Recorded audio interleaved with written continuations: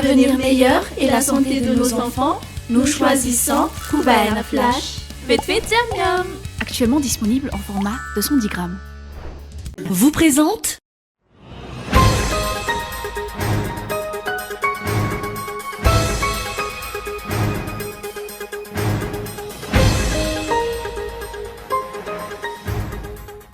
Anda Dzwil perd officiellement la nationalité malgache selon un décret publié ce jour dans le journal officiel de la République.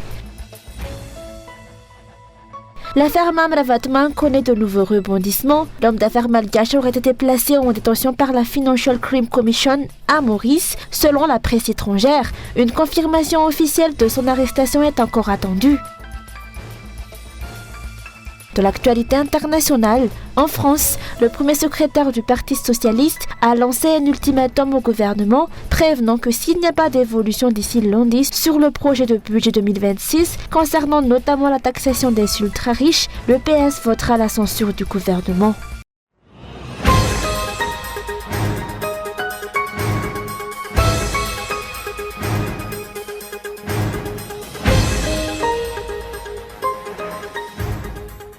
Selon un décret publié ce vendredi 24 octobre 2025 dans le journal officiel de la République et en application de l'article 42 de l'ordonnance modifiée numéro 60-064 du 22 juillet 1960, Anda Dzwil perd officiellement la nationalité malgache suite à l'acquisition de la nationalité française. À partir d'aujourd'hui, il est donc reconnu officiellement comme étant simple citoyen français.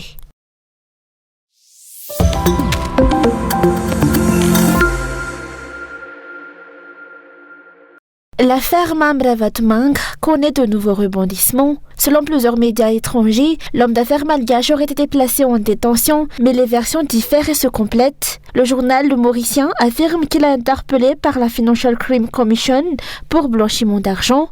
L'Express Maurice a pour sa part révélé que ce dernier a été arrêté à la clinique Premium Care à Phoenix où il se trouvait avant d'être transféré prochainement sous la surveillance de la FCC. Selon Défi Média Info, Mamravatman aurait été placé en état d'arrestation ce vendredi après-midi. L'homme d'affaires est soupçonné de blanchiment d'argent pour la période d'octobre 2025. Les enquêteurs se sont rendus à la clinique pour l'informer de son arrestation. Désormais, son séjour sur place est placé sous contrôle de la FCC. Il fait également l'objet d'une enquête pour le transfert d'importantes sommes depuis Madagascar vers Maurice. Ses comptes bancaires et plusieurs sociétés ont été gelés par un attachment order émis par la Cour suprême à la demande de la FCC. Une confirmation officielle de cette arrestation est attendue.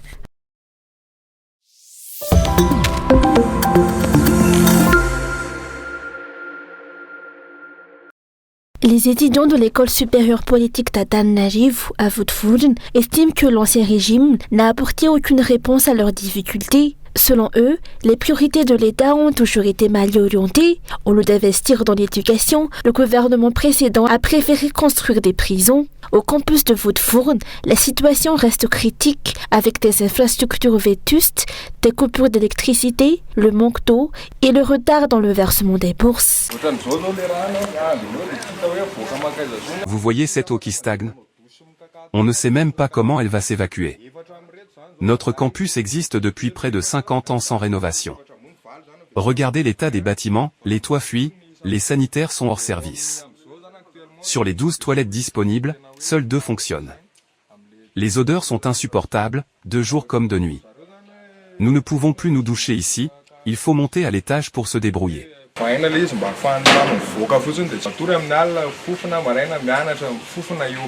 Les logements étudiants sont également insuffisants. Aujourd'hui, des travaux ont débuté pour la construction d'un forage et d'un château d'eau afin d'assurer l'alimentation en eau potable du campus. Le colonel Rapanajiv, président co-gérant de la refondation de la République de Madagascar, s'est rendu sur place pour écouter les doléances des étudiants et visiter les infrastructures. Il a présenté les solutions prévues pour répondre à leurs besoins.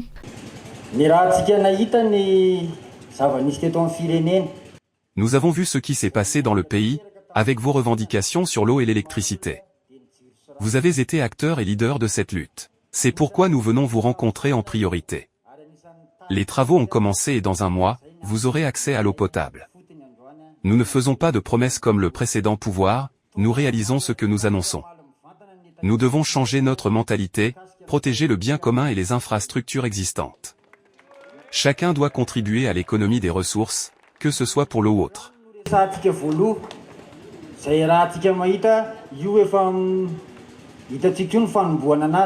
Selon le technicien en charge des travaux, l'infrastructure répondra aux besoins des étudiants. Après Voutfourne, le colonel Rapanagiv a poursuivi ses rencontres à l'université d'Atananagiv. Il a rappelé, durant son allocution, l'importance de la lutte contre la corruption.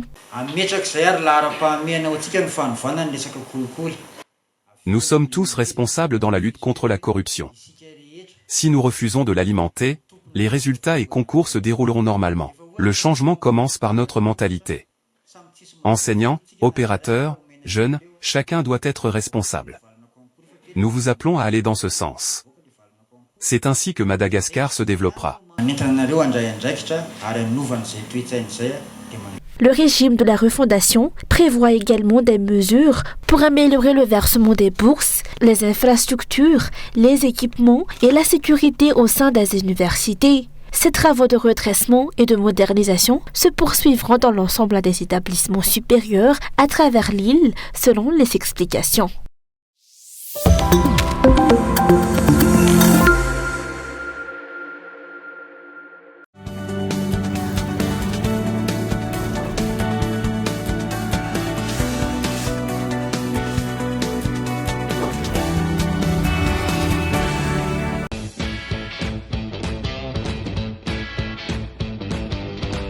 Marre de payer trop cher pour vos trajets?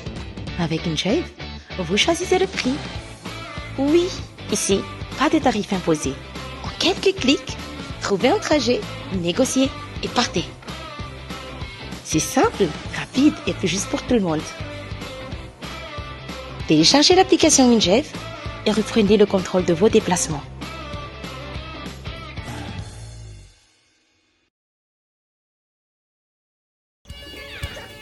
Faites attention les enfants.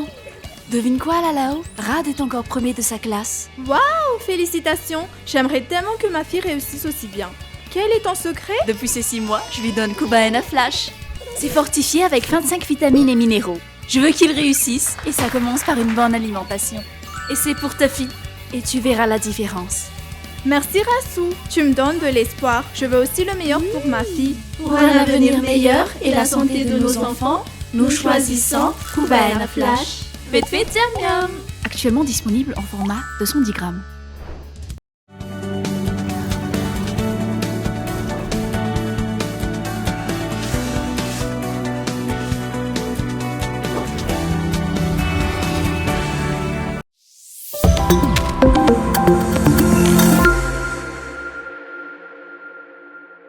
Le colonel Michael Randjinirin, chef de l'État, a annoncé ce jour que la composition du gouvernement de la refondation sera connue d'ici 72 heures. En attendant, le dirigeant affirme que la résolution des problèmes d'électricité et d'eau figure parmi les priorités immédiates du régime.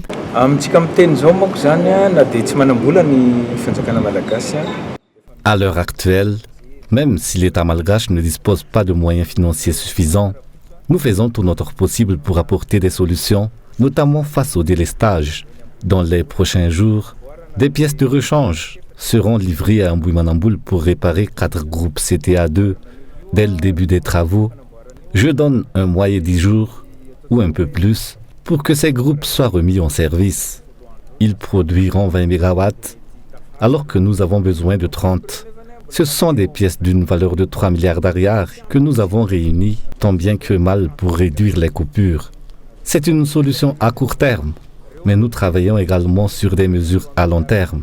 D'ici 6 mois, nous espérons constater des résultats, aussi bien pour l'eau que pour l'électricité. Les ambassadeurs étrangers en poste à Madagascar ont rencontré ce jour le chef de l'État au palais d'Yavlou. Une rencontre destinée à présenter la feuille de route de la refondation et à réaffirmer que le régime actuel entend agir dans le strict respect de la Constitution.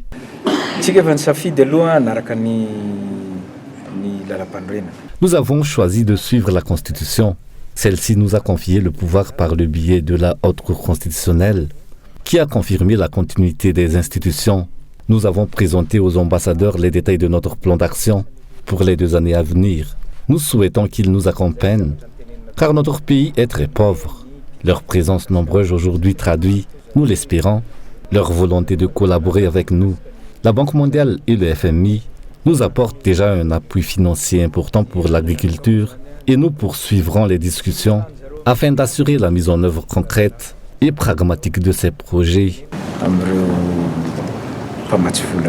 Selon les informations émanant du Palais Diavelou, les partenaires techniques et financiers ont exprimé leur disponibilité à soutenir la refondation. Parallèlement, le chef de l'État affirme que les autorités restent à l'écoute des syndicats et des différentes forces vives du pays. Toujours selon la présidence de la refondation, la consultation nationale sur le changement, réclamée depuis plusieurs semaines par la population, débutera à la fin de ce mois.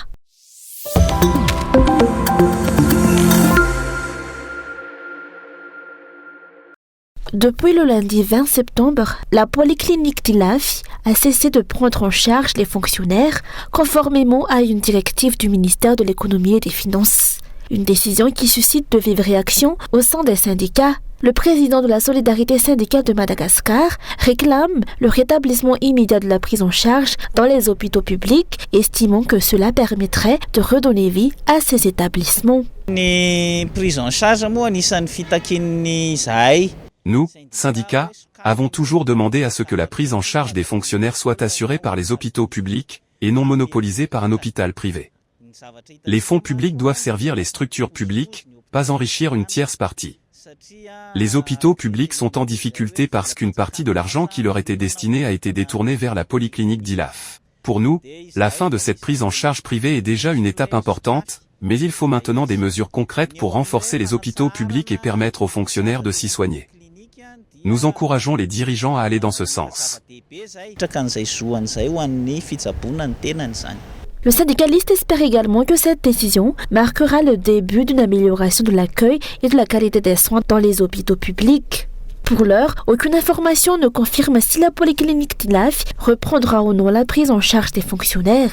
Pour rappel, sous le précédent régime dirigé par André Ziln, la polyclinique d'Ilaf faisait partie des établissements privés bénéficiant de cette prise en charge. La SSM dénonce ce système qu'elle qualifie de corruption à grande échelle, ayant contribué selon elle à l'affaiblissement du secteur hospitalier public à Madagascar.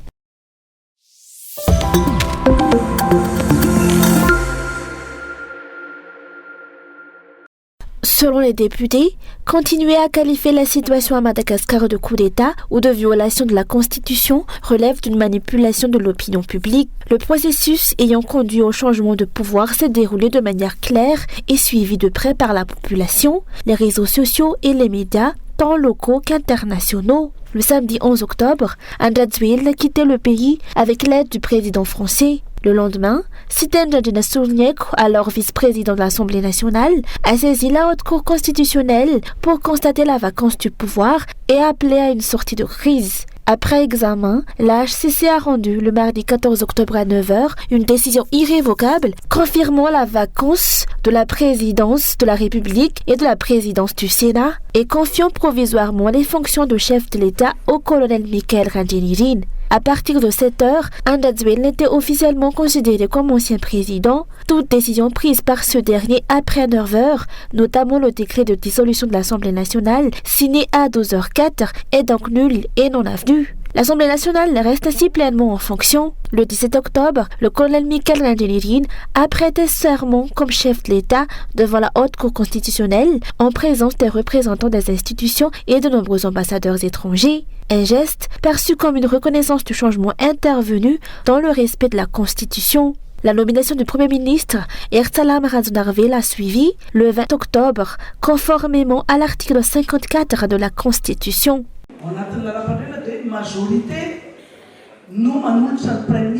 Dans la Constitution, l'article 54 stipule que c'est le groupe parlementaire majoritaire qui propose le Premier ministre. À l'Assemblée nationale, nous avons plusieurs groupes, Irmar, Firesankin, ainsi que des indépendants. Lorsque la majorité a été vérifiée, plusieurs membres du groupe Irmar avaient démissionné. Ce groupe s'est donc scindé Et c'est Firin Sankine qui est devenu majoritaire. C'est nous qui avons proposé le Premier ministre et le président l'a nommé. Il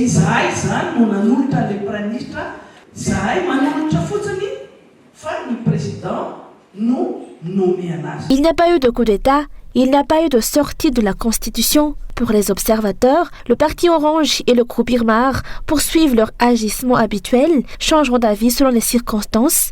Aujourd'hui encore, ils prétendent détenir la majorité à l'Assemblée nationale. Si vous étiez réellement majoritaire au sein de l'Irmar, pourquoi n'avez-vous pas bloqué l'élection de Sitén Randriana Souligneko? Vous y avez contribué. Faites attention, ce n'est pas encore fini. Ce que dit Maître Ancha Razaf Manansou est exact. C'est Firin Sankine qui est majoritaire. C'est pourquoi ils ont obtenu la présidence. Tout le monde a signé l'empêchement. Les choses évoluent. Ce n'est pas votre chef, celui qui s'est enfoui, qui doit vous dicter la marche à suivre. Interrogez plutôt le peuple, vos électeurs. Tout Madagascar se réjouit de la situation actuelle. Il est désormais clair qu'il a semé et continue de semer le trouble, cherchant par tous les moyens à déstabiliser la vie nationale à Madagascar. Le mouvement Léo Delistase a embrasé l'île, se transformant en mouvement Radzuel Nesaklik dehors après les violences infligées aux manifestants. Les Malgaches, épuisés après 7 années de souffrance et d'appauvrissement, ont provoqué ce changement. Mais certains, habitués à profiter du pouvoir, refusent encore de l'admettre. Pourtant, le message du peuple est sans équivoque. La lutte a porté ses fruits et les Malgaches se rassemblent désormais pour bâtir un Madagascar meilleur.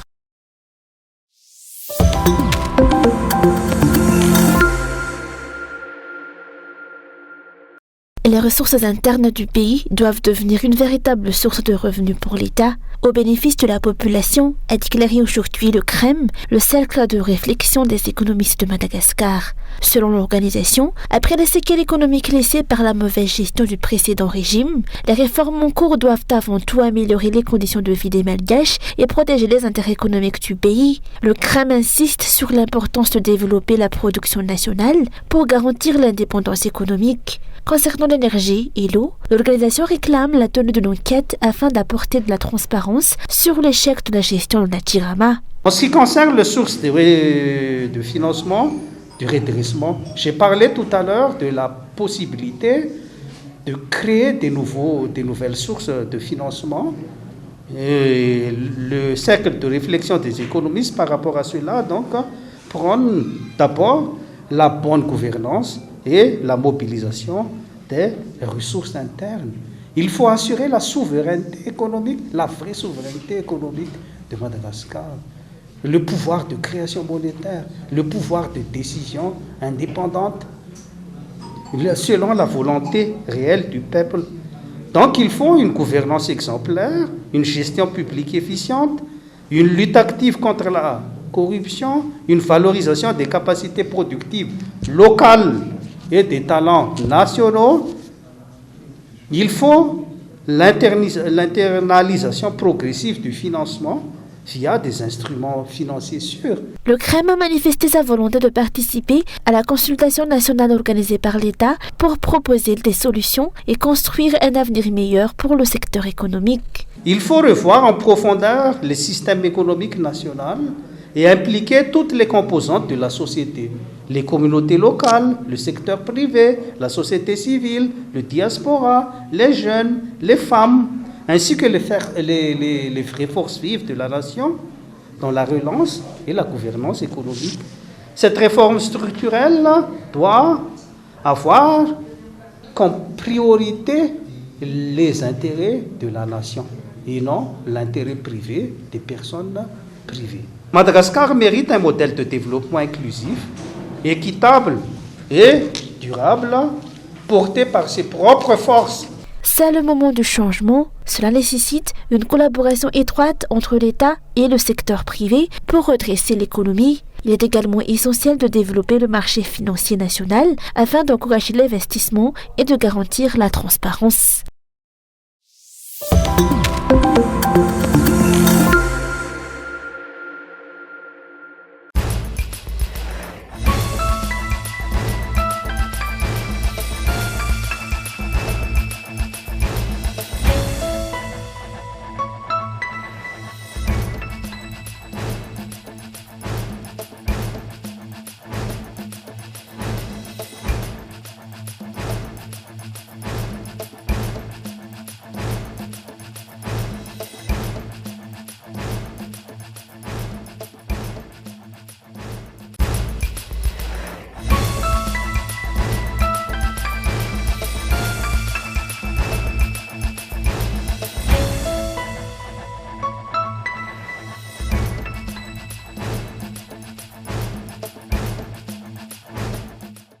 l'avenir meilleur et la santé de nos enfants, nous choisissons Kubaina Flash. Vite vite, miam miam.